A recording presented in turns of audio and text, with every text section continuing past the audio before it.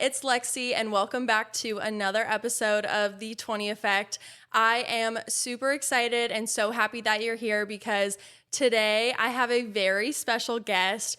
This woman just seriously is one of the greatest humans I've ever met. It's so crazy that when I was first starting this journey and thinking of people to bring on this podcast, she was one of the first people that came to mind. And so she travels a ton, and I was like, let me know next time you're back in town because I have to have you on the pod. So please welcome Ariel Thompson to the podcast. Hi guys, I'm Ariel Thompson. It's good to be here. Yeah. So how Ariel and I met is when I got to GCU, I had just your name just came up multiple times in multiple conversations with people, with Peyton, with Kelly, just people on campus. And every time I heard something about you and about your name, it was always so positive. And I was like, I feel like I just have to meet this girl, like this Ariel girl. There seems to be something real special about her. Everyone seems to love her. And so we actually met through our friend Kinsey on Easter. And I swear, this girl has the capacity to make you feel like her best friend from the minute just talking to her. And so I feel like we just had the sweetest conversation and on Easter. And so that was kind of how we met. I literally remember meeting Lexi for the first time. And it was a connection from Kinsey, which is one of my best friends in the world. And just another amazing woman. And literally, Lexi was at Kinsey's for Easter.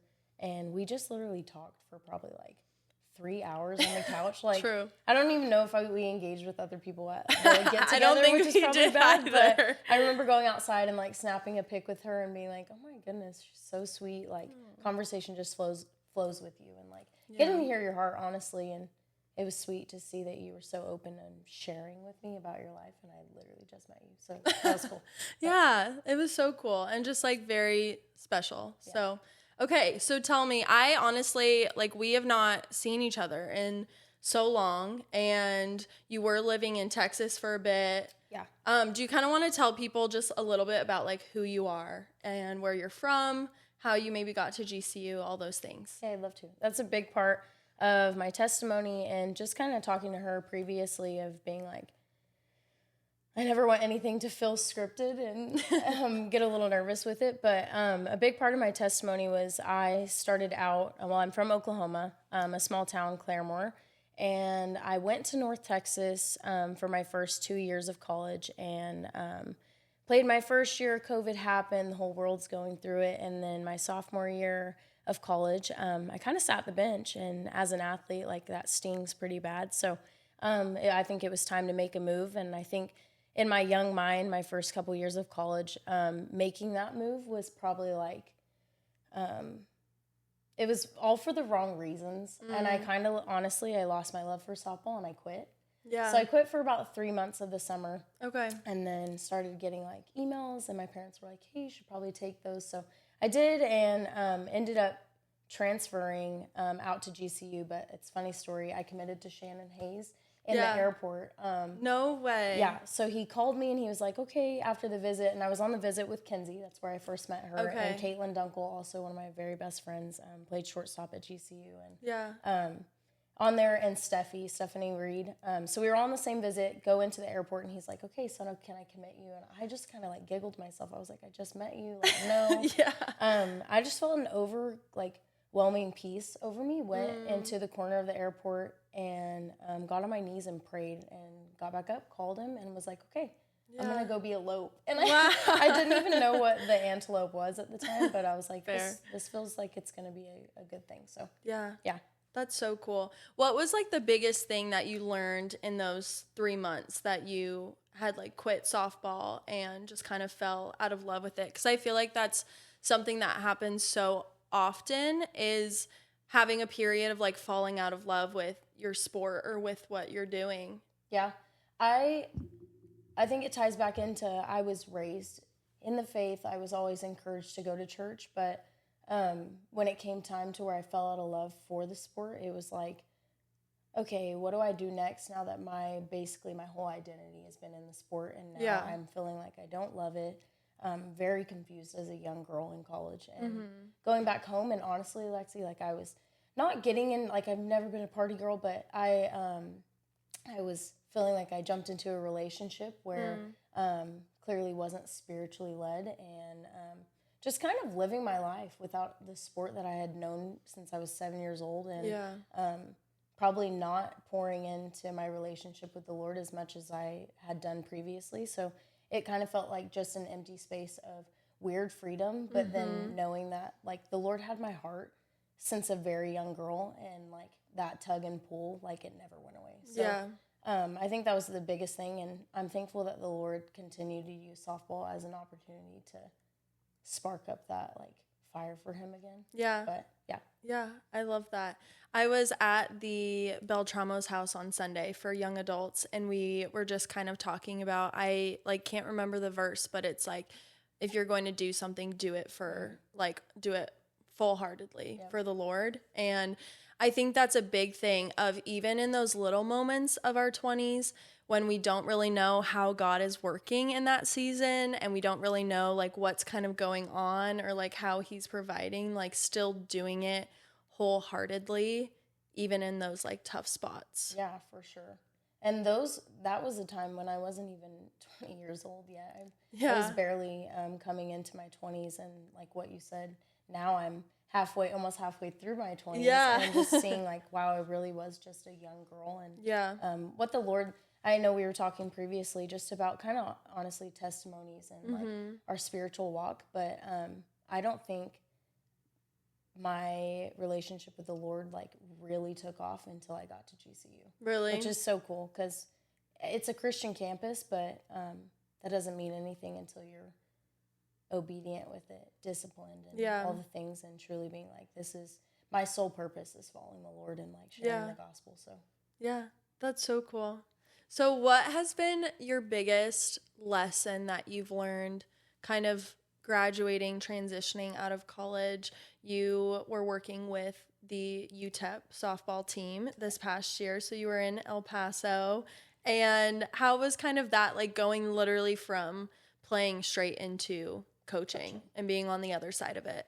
Okay, so my friends are probably so sick and tired of hearing it, but I never wanted to go into coaching. That wasn't necessarily the plan, but our plans are not our own. So, yeah, for sure. I definitely went home, and I was home for probably 2 weeks back in Oklahoma, and then I had planned already months before a trip back out to Arizona just to see the girls, the softball girls and friends, and then a week planned with family friends. That's what they are to me. We went and took a trip to California. So I went straight from Arizona to California and then went back home. And during that time, I was asked if I was interested. Well, there was like a weird piece that came over me, and I was like, okay, why does it sound interesting to coach? Yeah. And so I kind of went back to the drawing board, and I wrote things down in my journal of what it would look like if I were to go into ministry. And knowing that our life is supposed to be a ministry, I was like, okay, if I'm wanting to work with young women in college, like this is such an avenue for it. Yeah. And you brought up Kelly earlier. Like Kelly has been such a like beacon of hope for not only me, but so many other women. Just being a space where she pours in. Yeah. She's walked more of life. She's been there. Just being a space to where like Bible studies are available, FCA, like different things like that. So I was like, it's cool. I want to be involved in something like that, and why not be back in it in a sport that I still love. So yeah, I took it, and I moved to El Paso for a year. But, that's so cool. I'm no longer there. I did 1 year of coaching, and I'm out, and now praying over the next season. So. Yeah. That's so cool. Yeah. What was your biggest takeaway from coaching? Like God using you in that season of life still, even though it wasn't a part of like your own personal plan. I feel like that happens all the time. Is like, but God, this wasn't part of my own plan. And then it turns out to be probably better in the end, and you learn so much more. So what was like the biggest lesson that you learned throughout that year? Yeah. Always want to be transparent. I would never want to say that it was easy, because it wasn't. Yeah. Coaching never is easy. It's never easy. But the biggest part of like your question was like the biggest takeaway. Relationships, I think that's what changed in my my faith walk, walking it out, was creating relationships with people, being intentional, pouring in, and like being filled up so that you can pour out. And I feel like that's kind of a statement that stuck with me for years. And like being involved with FCA and like getting to see little kids' lives and like even FCA camp, like we're about to head out there and just kind of what that looks like. But I think the biggest takeaway is just creating those relationships and knowing that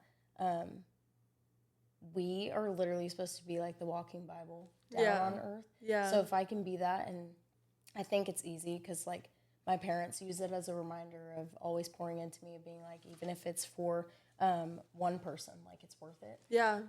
And now seeing like I have relationships with girls that I have just left, and getting to see like their heart and their spark for Jesus. That makes it worth it. Yeah, for sure. I feel like relationship has been the coolest thing. I think what I've been learning recently is how much of an influence I can be on like these college athletes without even knowing it. Like, I think I had talked to BK about this, but just like, do they look up to me? Like, I didn't even think about that. Like, I didn't even question it. I was like, no, they probably don't. And then realizing like, no, they do. Like, they do look up to me. They look at how I'm living my life, and they've raised like the expectations that I've had for myself of just like how I hold myself.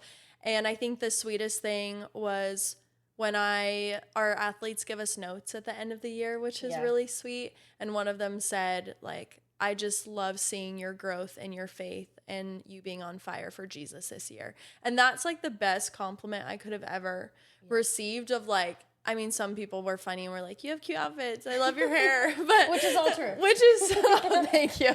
Which is so sweet and so funny. And like, I love those kids. But I think those were some of my favorite, of just being like, okay, so like the work that I am doing, like they see it. Yeah. And like just pushing me to be a better individual. So yeah. And I think that's sweet too, like the note thing. I had, which multiple of them have reached out now, which has been really sweet, and like undeserved confirmation, right? From the Lord, because we don't deserve any of it. Yeah. But it's sweet for him to be like, hey, this is like what this actually was and what it meant. And honestly, like it had nothing to do with softball and all to do with him. And leaving, one of my girls wrote a card, and I couldn't tell you that I wasn't literally sobbing in my office, like tears just falling onto my desk, of just the biggest compliment, like you said, of her being like, besides coaching, like it's hard to say goodbye to a coach like you, but a woman that's leading by faith, and that's most important. And even like encouragement when you feel like you're not walking out like perfectly, or living out even your spiritual walk as good as you want to, but like the Lord sees you where you're at, and things can be hard. And I feel like I've journaled for years, and I write down prayers and all these things, and I've confided in people like Peyton and Kinsey, and just kind of Mac, and talked with them about what it looks like to have a relationship with Jesus that doesn't always have to be a pattern. Yeah. And I found myself finding different routines, being a coach this year, of journaling less but reading more. And, just quiet time looking differently, and that's okay too. But that was off topic. Yeah. No, that's okay. Yeah. Thank you for sharing all that. What's kind of one expectation that you've maybe had about your 20s that now that you're like close to your mid-20s is like, oh, that's not reality, or that's not real? For sure, relationships. Yes. More specifically, like being pursued by a godly man, and I believe it's totally possible. Yeah. And I think also just the Lord maturing me as a young woman, and being like, okay, being single is a place and a space and time that you will not get back. Yeah, with the Lord. For sure. And even when you're dating, you're engaged, that walk of life looks completely different, and you won't be alone anymore. Yeah. You're not married yet. Yeah. No, but you still are single until you're married. And I think that's just kind of been a sweet thing of the Lord continuing to grow my relationship with him. But definitely an expectation. I'm 24 now. I desire that wholeheartedly, to be married and to have children. But the Lord knows the desires of my heart better than anyone. So that's a hope I cling to. But it's also reassuring that I just have peace right now of being in singleness. For sure. So yeah. we were kind of chatting before, and that was something I'd kind of mentioned too, is just like, I feel like I'm actually for the first time in a long time feeling content in my singleness. And obviously those are still things, like being in a relationship, being married, like you said, is something I desire. But I remember telling my mom listens to every episode, so she's going to laugh when I say this, but I remember telling my mom, like, well, I'm going to be married when I'm 25 and I'm going to have my first kid before 27, and I'm 25 and I'm like, I'm not in any space to be married or having a child right now. So I'm like, it's actually okay. I'm okay and feel good about that. But I think it's hard when definitely like our friends are in those seasons of life, and then being like, okay, well, I desire that, but that's not my journey for right now, and being okay and content in that, for sure. Yeah, I think, and everyone's different. Yeah. And talking to you before, everyone's at different stages. And I think the world definitely puts a stamp, a timeline, a lie in your head. The devil's really good at using good things to deceive you, and of being like, oh, you should be married, or you should be dating in a serious relationship, or already having kids. And I'm like, oh, when you look at that, that does feel like, oh, I wish that was me. Yeah. All my best friends are getting married, but that doesn't take away the joy that like I have for them. Absolutely, and, even just talking it out with them through the seasons while I was in my first year of coaching, I didn't have time for dating. Yeah. But if I did, that's still something that I want and desire. But yeah, for sure, the expectation of the world is, it's the Lord's hands, not what they say. So trying to cling, and yes, we have a flesh heart and desires, but just trying to even be more disciplined and obedient of being in the Word is super important. Yeah, absolutely. So during this kind of season of life, we were kind of chatting before, how do you feel like God has shown up, or like what has been something that you've learned throughout this kind of season that you're in right now? I think just honestly confirmation of being like, not everything in life will be easy. And I know in my college life I experienced hard things, but I was never a coach. And so getting to experience that for the first time, of kind of putting myself in shoes of people that have been above me, experienced more of life, coaches that I've had, and being like, okay, this is difficult, but if I didn't have the Lord, I can't imagine. So I think it also just made me even more diligent in prayer life. And not just for my life like itself, but for people around me, of being like, the ones that don't have the Lord. Yeah. Being like, my life can be hard and I have Jesus. Yeah. And I can't imagine walking through those hard, difficult seasons without the Lord. Yeah. But I think that was one of the biggest things, of just kind of being more steadfast in prayer. Yeah. That's so cool. How do you feel like, kind of going off that, how do you feel like God is using you right now in that? I feel like I'm in a weird space because I'm jobless. Yeah. By kind choice. Kind of fun, choice, honestly. Yes, kind of fun. I feel like I'm kind of going at a slower pace right now. I was home in Oklahoma for a couple weeks with my family and back with my siblings, and that hasn't happened since I was probably 17 years old. Oh, getting to be around some of my best friends out here, and I love Arizona.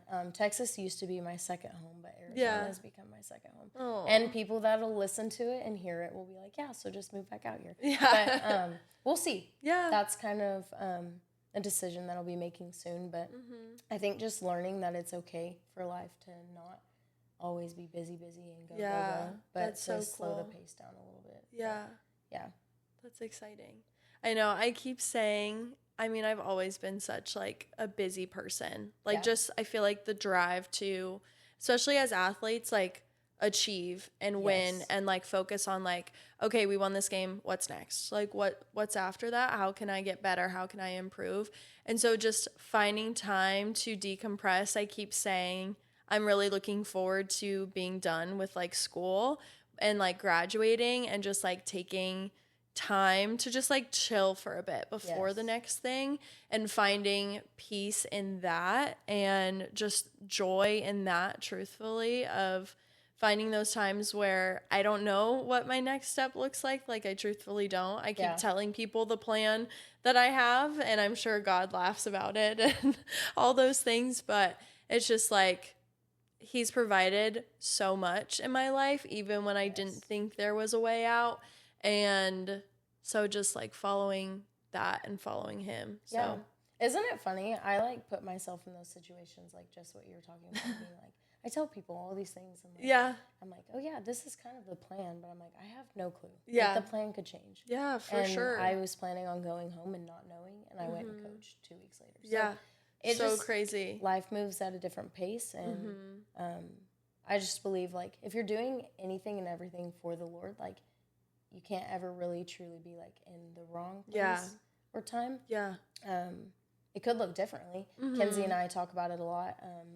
The Lord does have a humor. Yeah. And is a God of opportunity. And when you're doing ministry, it can be in any space. Yeah. And like, just believing that he's a sovereign Lord, and being like, wherever I'm at, if I'm doing things unto the Lord, like what you said in the beginning, literally trying to like pretend your boss, whoever you're working under, is Jesus, it changes your perspective so much. So for sure, I think that's like a huge thing in this season of life. No, that's so cool. What's an opportunity that God has maybe like provided or given that you were like not expecting whatsoever? Not that I wasn't expecting, but kind of, I don't know if this is the route, but maybe one day working with FCA or just still staying involved in athletics. Yeah. But it is kind of interesting to imagine myself outside of the athletic realm. I've never known it. So I think that's like a future opportunity. But in the past, one that I didn't expect probably just was coaching. Yeah. I don't think I ever pictured myself. I've done lessons and stuff like that. Yeah. From a young age, I've done them in high school, but I don't think I ever pictured myself as a coach. My friends would say otherwise. They would be like, "You'd be a good coach," but it was always kind of like short conversation. Yeah. And I never put much thought into it. And I was just like, "No, that's probably not something I would do." Yeah. But I think it just, I don't know. I think it grew me more than I ever expected it. Yeah. Relationships with young girls and seeing their hearts and being like, I was literally there. And being able to relate to them, and that not always looking easy. But I think that's one that I'm super grateful for, and kind of letting it be a place of, that probably was really hard and one of the hardest things I've ever done. But also one of the sweetest, of getting to see that I still have relationship with those girls. And I hope that they know, like, that's my greatest takeaway from that. Yeah, that's so awesome.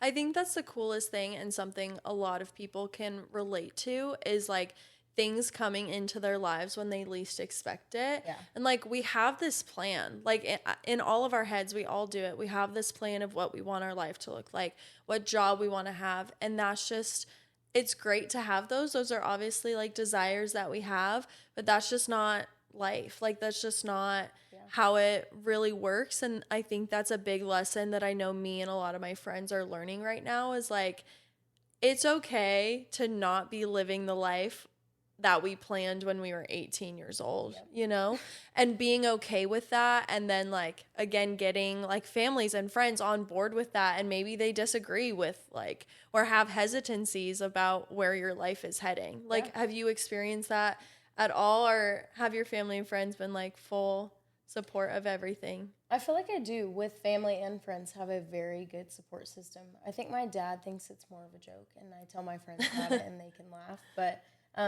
my dad just making the comment of being like, you better hurry, relationship-wise. But him just kind of saying it, like him being old school. Yeah. But I don't know. I think that's probably the most that it goes to, the furthest it goes to. But overall, they're supportive of just being like, prayer is the hugest thing. Yeah. Of what I'll jump into next. And just feeling peace with that. And I'm thankful that I do have a great support system. Siblings, parents, and friends, both. Just the relationships I've created through GCU. I've never experienced anything like it. Yeah. And like friendships that I have, like I know I'll have for a lifetime down here and now eternity. Yeah. Because of Jesus and what he did on the cross. So cool. But yeah.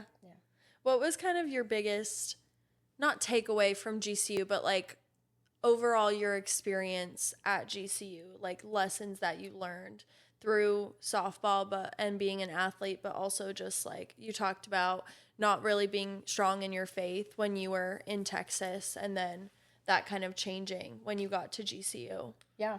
I would say my freshman year at North Texas, like I told you before, I grew up in the faith. I was always pushed to go to church. Yeah. But like you get into college, and not saying like tempted where I turned into this huge party girl and all these things, but I look back at that and I'm like, I really was not like fully both feet, body and soul in it for the Lord, because I was just so, to me now I can look back and say I was just so immature. But the move out to GCU, I'm like, I still was being pruned and picked and molded, and still am today, and I'm 24, and that's just the cool thing. Like sanctification is a continual process, but I think the biggest change from there to GCU is relationships. Yeah. It goes back to like when you have people pouring into you, and like vice versa, it's so easier, because we weren't meant to walk out this life alone. We were meant to do it and go together with people. And it's funny. And if Kelly ends up watching this, like I thought Kelly Schmidt did not like me. And really? It's a funny joke. I legit told my friends, like Kenzie and Kate, I lived with them. It was our first year out here. I was like, Kate would go out to like lunches or coffee with Kelly. And it's because Kate would ask Kelly. Well, I didn't know that. So I was like, oh my goodness, like Kelly Schmidt doesn't like me. Yeah. Like, what am I doing wrong? And even being like a young girl, like what I would say pretty mature in faith, I just like, these lies started to seep in of like, oh, well, she didn't like me. Like, who else doesn't like me? Yeah, for sure. So worldly. Yeah. So, like, it's funny. I brought it up to her. It was after a practice. I'm like, I feel like I just blanked or straight up asked her, like, do you not like me or whatever? Like, what's going on? But it's sweet because, like, that relationship just took off after that. Yeah. Like, I think that she was giving me the space to be like, hey, I want a relationship with you, to know more about you. Yeah. So that, like, you're able to pour into me as an older woman who's just walked life and is great. And even just huge, like, kudos to Shannon Hayes, Coach Hayes. He gets under my skin more than so many people on this earth, but like I really do give props to him, because I tell people this all the time, like he's not afraid to talk about Jesus.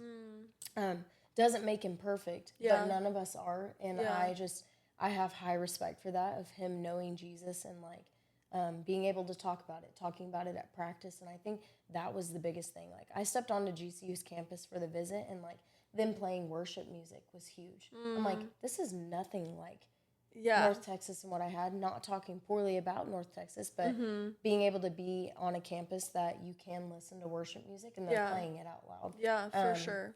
But also just pursuing your athletic career under somebody that knows the Lord completely changes the game. So I got to walk out so much life with two of those girls who like we were going home and praying on the kitchen floor at 2 a.m. and like going to practice together, and just like walking through the hard and the easy together, and being able to like celebrate the highest of highs, but also like be in the valley together. So just shout out to those women. Like they're just amazing. So people, relationships. Yeah, it's that so was a important. long answer. No, I love it. How have, like, you talk about kind of the two mentors, like you mentioned the two mentors that you've had. What have they taught you that you're now able to mentor the people around you? Yeah, I think, well, going into coaching, I think, again, for Coach Hayes, being that person as a coach for me, and then also having Kelly as someone outside of the game, and FCA pouring into me, I was like, okay, this is cool. I want to do that. I want to be involved with athletes, and honestly, just young women. I believe women should mentor women, men should be mentored by men, and something that I think is now starting to kind of click in people's heads, and you're seeing it more often, but that was huge for me, being able to just have an open gate, like Peyton, like we were in a Bible study together with awesome girls like Ava Mason, Hannah Esky, like different people like that, of just spaces to go and join as women and be together. And also It's funny because she's here while we're recording, but one of my best friends, she's a youngin'. She's 19. Mackenzie Nolan, she plays for GCU. She's just awesome, and I think it's cool because I've gotten to see just her growth as a young woman from the time that I met her, and just experiencing her first year of college. There's a big age gap, but getting to see her like change and kind of her maturity in the Lord switch, and I don't know, like, we have so much fun together and like laugh, and I think that's huge because yes, we're still learning together and reading the Bible, but also just the flow of a friendship and just like thankful to the Lord of blessing me with people like that I'm able to still pour into and just laugh with and do life with. So I feel like if we don't have really good people in our lives, like I keep telling everyone when I talk about possibly moving after I graduate, the thing I'm going to miss most is the community. Yeah. Where I had a great community at Boise, don't get me wrong, but not as good as the one that I've been able to build here. And I've only been here for it'll be 2 years in August. Yeah.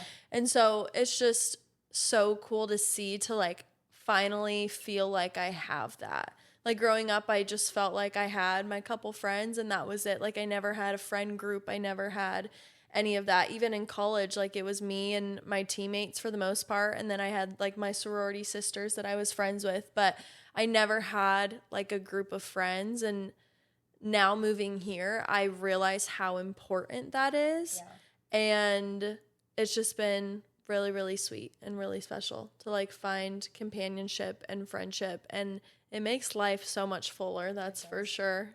Yeah. Yeah. It teaches you so much. We had a group of guys that kind of introduced us, and going back to athletics, like it's a huge part of athletics, being surrounded by other people who are kind of doing the same thing. They're on the same schedule as you. So that's super. You don't realize it when you're in it, how much the Lord just simply hands it to you. Yeah. And even for discipleship, like being handed 25 young girls or girls that are even the same age as you. Yeah. Of being like, okay, you know about the Lord. You're not perfect. You can't cite the Bible from start to finish, but you know who I am and you know the gospel. So use it and share it. Yeah. And we had Ethan Harris, another shout out to him, but just an awesome man of God who was a great friend to a lot of the softball team, and just got us connected with different people, and was able to just love Jesus and look like that on GCU's campus. So it's cool to see that in men, and he had great roommates who live it out and still live it out and walk it out. So back to relationships is like the biggest thing in like having community.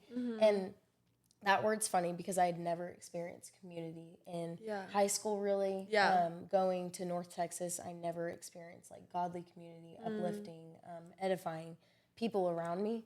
And so coming to GCU and kind of having that for the first time, and then being done, moving to El Paso, I just literally was out there by myself, but got involved with FCA down there, and was going consistently, having the girls go, encouraging them to go. And I think that also just looks different. The expectation of the world for it to look the same as another space is just an expectation that'll probably never be met. Yeah, absolutely. But I think now that we are in our mid-20s, it's something that you have to work towards. And that sounds weird using the word work, but it has to be something that you put effort into. Because you're not on a team anymore. Yeah. And you're not plugged into groups like FCA or clubs, whatever it may be, sorority. Yeah. Like you're not just around people on campus 24/7. So I think also back to praying for that, and being like, Lord, this is a desire of my heart to walk out life with people, and I'm just asking for people to do life with. If that were something that you did to move, and I would say with my job, it was harder to have community, so it made, I feel like, the coaching season a little bit more difficult, but like I said, hopping on a FaceTime and being encouraged by best friends, like that's just so sweet. So technology isn't always great, but I'm thankful for it. Yeah, absolutely. Where would you, so for someone who's like you mentioned prayer, but wanting to find community. I feel like you're someone that has been is so great at making friends, one, and finding community. I mean, obviously, like, we hit it off right off the bat, and you're just, like, so easy to talk to, but where are places that you would, like, encourage someone to find community? You've had the experience of moving to a new city. Like, I remember when I first moved here, I was going to therapy, and she had asked me, I want you to write down places where you can, like, find people in community and friends. And so I had to, like, do the work. What's, like, advice that you have for someone who's maybe struggling to find community right now in their life? I think it's super huge if you're not maybe it's not heavily an athletic background or something similar, like, or maybe you are. Yeah. I think across the board, like, my friends and I talk about it a lot. Being plugged into a church is the biggest thing, and small groups with that is huge. And I think just because of my job, I wasn't able to do that if you have ever looked at a softball schedule, you know that you're probably not able to attend church a lot. So that's a huge reason of why I have stepped away. Yeah. But I would say go there first is huge, of just going midweek. Church and being with Jesus, it's said over and over again, it's not just a Sunday thing. Yeah. And being plugged in, whether that's on Mondays with a girls group. Literally, Bible studies don't have to look like a specific thing. If you know who the Lord is, you can gather with girls. Maybe you don't know them from Adam, but you can gather with them and read the Bible. Yeah. It can be uncomfortable, but the Lord said following him, it's not going to be easy. Yeah. And so I think that's huge, just gathering with people, reading, talking about the Lord and your relationship with him, and kind of just like what seasons you're in. Talking it out is huge. And I don't think people really realize that until you start talking it out with one another. But. Yeah, absolutely. You talked about seasons, and I know we have talked about this a little bit, but what season of life do you feel like you're in right now? If you could, like, put a label on it. Or describe it in a couple of words. I don't want to say the waiting. Yeah. Because I don't feel like, which sounds horrible, I don't feel like I'm in a waiting season.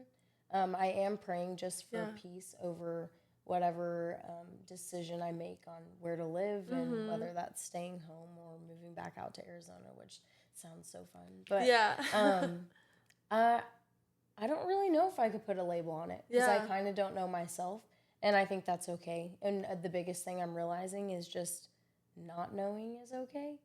And Kenzie tells me that all the time, because she is now newlywed and married, so and exciting. Getting to see one of my best friends, but actually both of them are married.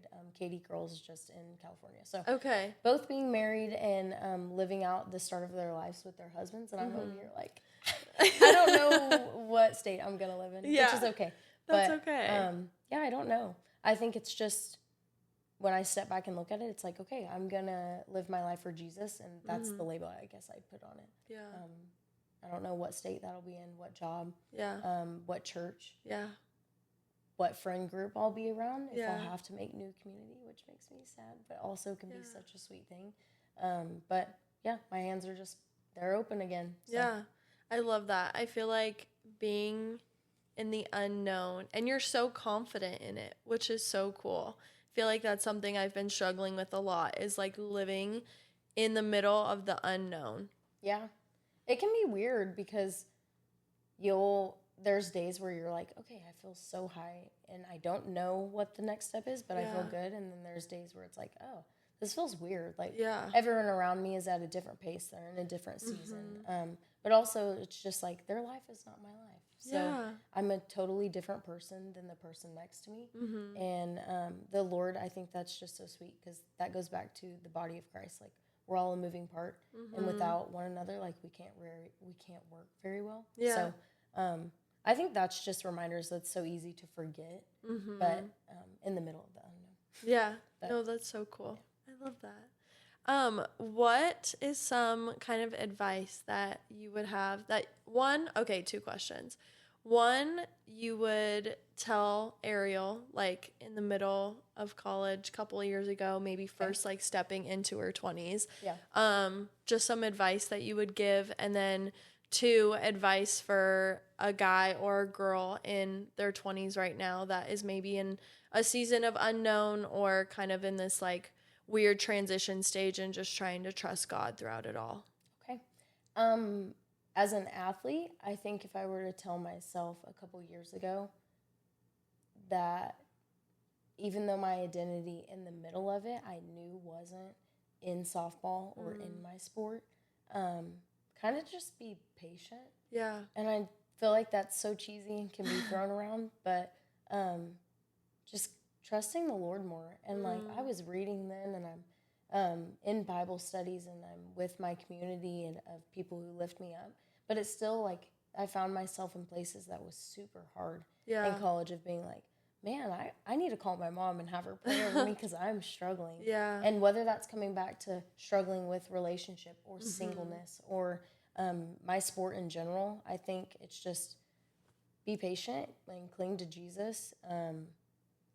That's like the biggest thing. Yeah. Not overthinking it all. And this can be like, for people who don't believe, the statement can be so scary, but for those who have salvation in Christ, or maybe are hearing this and want to know, our life is so short. And so not overthinking things and just continuing to pour into people, be in the Word is so important. So I think that's kind of the biggest advice or thing I could say. And for whether it's a male or female, the most important thing that you can do is feed your relationship with Jesus. And you can say it over and over again, but reading the Word is huge. Yeah. Like, I think that if I don't wake up and read, or I don't get the Word in me, like throughout the day, I feel like a chicken with her head cut off. Like, I'm so easy That's to so be... fair. I can relate to that for sure. Or just like, I feel so much more stressed about my day, for sure. Like, just simple things. Yes. Of being like, why am I getting like, whether it's you want to use the word anxious or whatever word, or fearful or just uneasy. Yeah. Like, that's just so true. Like, when you don't, we're meant to. And I think it's sweet because the Lord wants to hear about our day. Like, the picture of him waiting at the end of the day on the couch and being like, I've been here all day. Yeah. And you're like, just putting it off, or like, oh, I don't necessarily have the time for that. That's huge too. Yeah. It doesn't have to be a certain time. Like, Peyton and I have talked about it a lot. Like, talk to the Lord in your car. And I know I feel like, has utilized that a lot of you doing the same thing, commuting over to GCU or being in the car, commuting anywhere. Turn off the radio. Yeah. Be in silence. Talk to the Lord. And if that's your only space that you can get all day, also coming back to discipline in the Lord of being like, you know what your day is going to look like, of being mature in faith, and that comes with getting older, I feel like. Yeah. And being in the Word more, knowing what your day is going to look like. And if it's going to be filled up with a lot of stuff, if that means waking up earlier and being by your bedside for prayer, or waking up and being in the Word an hour before you leave for work, or for some people it can be afterwards, but like, to make sure to get it done. Because I feel insane when I don't. Yeah, no, absolutely. I would agree with that. And I've just noticed that even just like weeks where I'm not in it, or not even like reading my devotional for the day, like taking 5 seconds to like do that, I noticed such like a big shift in my day of just like, especially right now I'm reading Beyond the Game, the devotional book. And I read Kinsey's the other day, which was so sweet and so cool.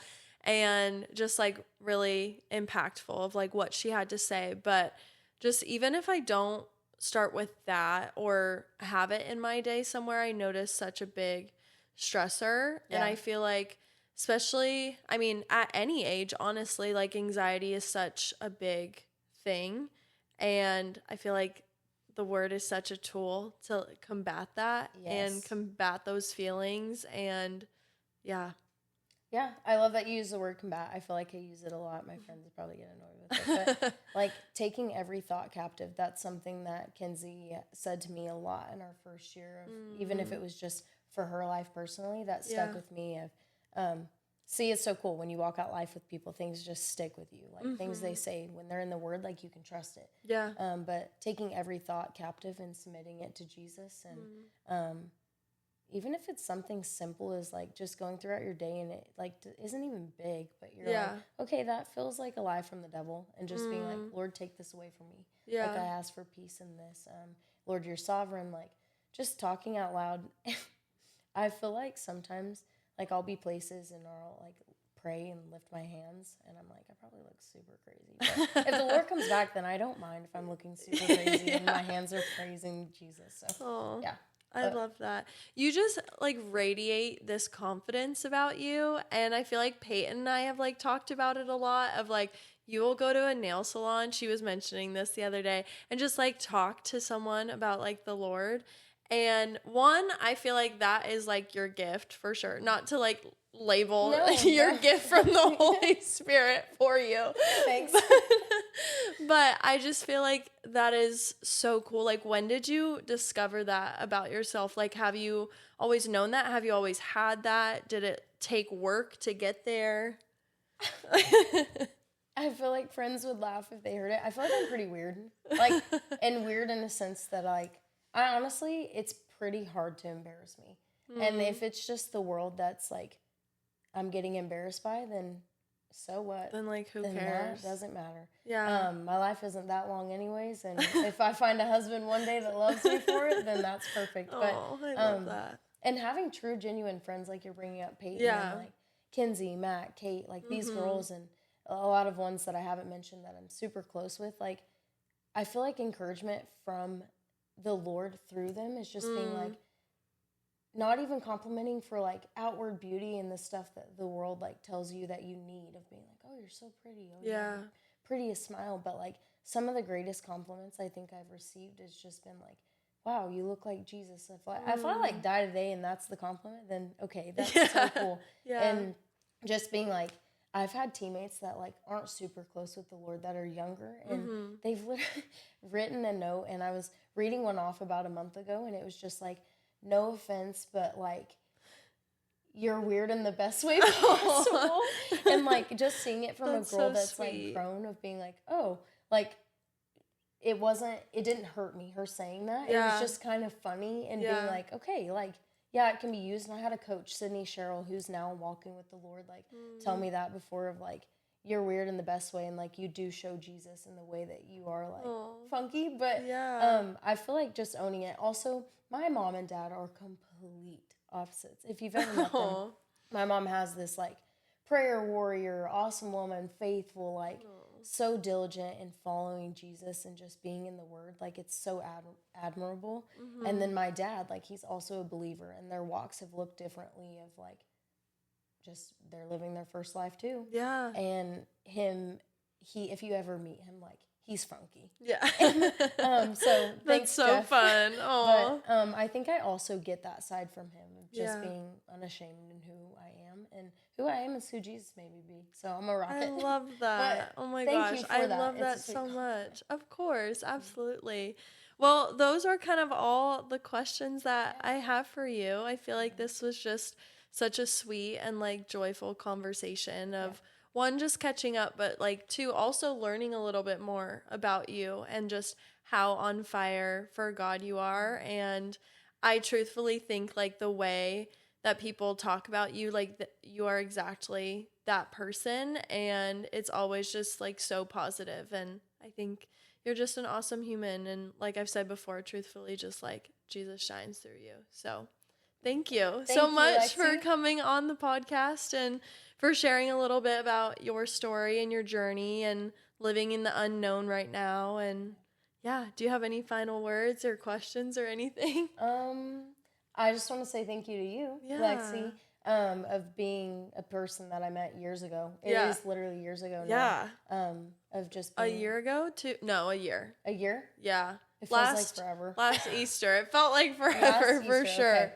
But of just being a part, and now I'm getting to hear more about you. Like, it's sweet to see, like, that's another testament to who Jesus is. Like, you don't know people until you talk to them and get to know them. So I guess my last words were to be, if you want to get to know the Lord and have a strong relationship with Jesus and know him better, there's one way to do it, and that's to spend time with him. Yeah. So I look forward to getting to know you more and learning more about you, but it's sweet. Yeah. And praise Jesus for an eternal friend. I know. Here and exactly. Yeah. So sweet. Just like, and I think the biggest thing too is finding Jesus through people too.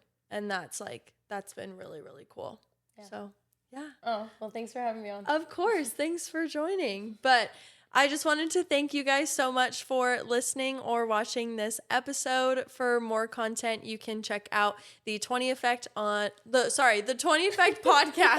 on Instagram, TikTok, and YouTube. And I just want you to remember that no matter what you're going through, we're in this together. Bye, y'all.